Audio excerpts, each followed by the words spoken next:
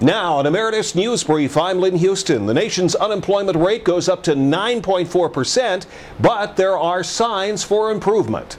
Statistics from May released by the Labor Department show the first improvement in the monthly unemployment rate in 6 months. 345,000 jobs were lost in May, but that's a big improvement, or about half of the average monthly job losses over the last 6 months. Unemployment among men is more than 2% higher than women. More on that story on the Emeritus News employment page. Auto racing and dealership magnate Roger Penske has reached an agreement with General Motors to buy the Saturn division.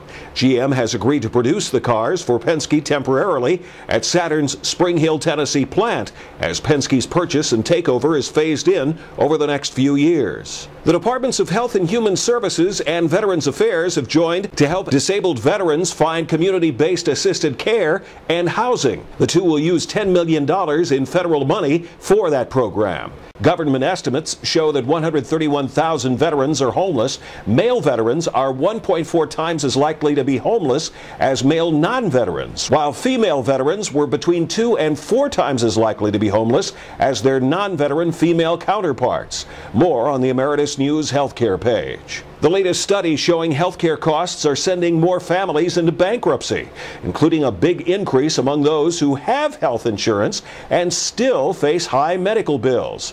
A study by Harvard University researchers found that medical bills were a major factor in 62% of bankruptcy filings in 2007.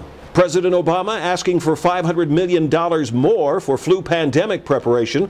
Congress had already agreed to $1.5 billion, but the president feels $2 billion is needed and better organization.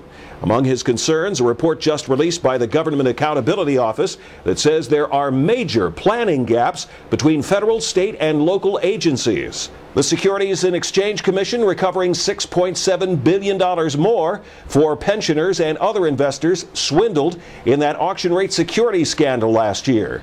Bank of America, Deutsche Bank, and RBC Capital Markets paying the money to more than 9,600 investors who found themselves left with nothing when the auction rate securities market failed in February of 2008.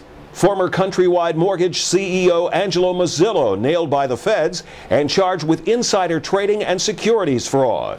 Mazzillo raked in nearly $140 million while fully aware that Countrywide's business model was deteriorating and faced a bleak future. Countrywide Mortgage collapsed during last year's mortgage meltdown and was taken over by Bank of America. Hurricane Katrina and Rita victims facing eviction from those FEMA mobile homes now have the chance to buy those mobile homes for between $1 and $5.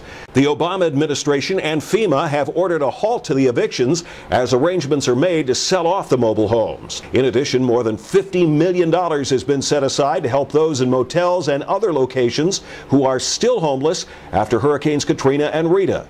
More on the Emeritus News Advocacy Legal page. Also on the Emeritus News homepage, differing viewpoints on the question, do companies that agree not to hire each other's employees violate antitrust laws in doing so? And the EEOC gets a settlement for employees fired at a hospital due to age discrimination. The latest on the biggest issues and public policy at emeritusnews.com.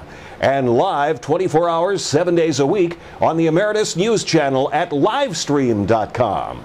That's an Emeritus News Brief. I'm Lynn Houston.